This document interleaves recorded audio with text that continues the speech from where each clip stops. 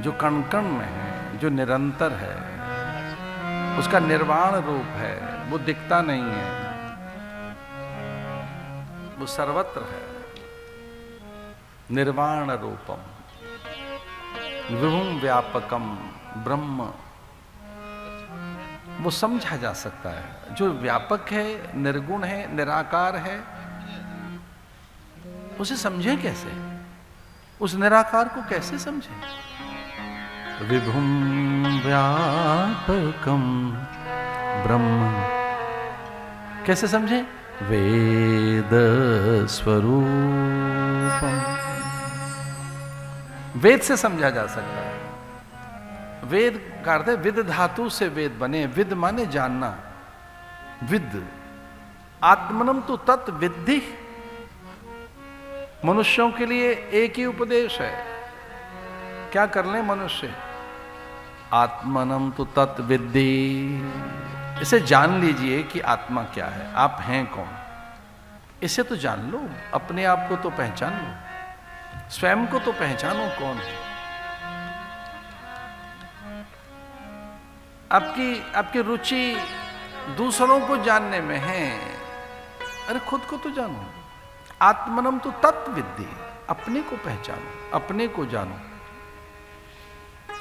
और ये मनुष्य का पहला प्रश्न है। और मनुष्य जब पहले प्रश्न, पहली शंका का समाधान नहीं कर पाता तो जीवन भर दुखी रहता है। मनुष्य का जो पहला प्रश्न है, उसका हल चाहिए मनुष्य को। मनुष्य की जो पहली है, मनुष्य के सामने जो पहली शंका है, मनुष्य जीवन की जो पहली चुनौती है, उसे भागो मत। पहले प्रश्न को समझो क्या है, उसका उत्तर ढूंढो। पहली जानते हो क्या है? पहली है को हम, अहम को, मैं कौन हूं?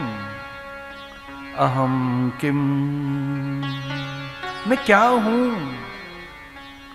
अहम कुत्र, मैं कहां हूं, कैसा हूं? कहां हूं मैं, कैसा हूं? को अहम को हम, मैं कौन हूं भाई? मैं शरीर हूं, विचार हूं, त्वचा रंग रूप हूं, क्या हूं मैं? विभुम व्यापकम ब्रह्म वेद स्वरूपम, मैं वेद से जाना जा सकता हूं। जो वेदज्ञ हैं, धर्मज्ञ हैं, शास्त्रज्ञ हैं, मनोज्ञ हैं, आत्मज्ञ हैं, जिन महापुरुषों ने जान लिया है, वही मेरा परिचय करा सकते हैं।